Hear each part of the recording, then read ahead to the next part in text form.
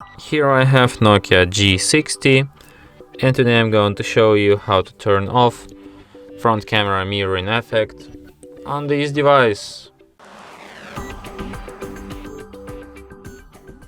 So to do this, firstly you have to open camera, then you have to switch to the front camera.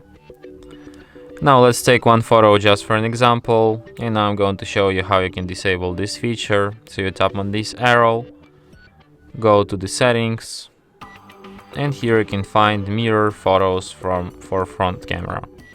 So you just disable it. Now let's take another photo, and as you can see on this photo we have this lamp coming from the left side and this one from the right side, but it's actually on the right side. So yeah, these photos are mirrored. And that's it. Thanks for watching. If you find this tutorial useful, don't forget to hit that like button and subscribe to our channel.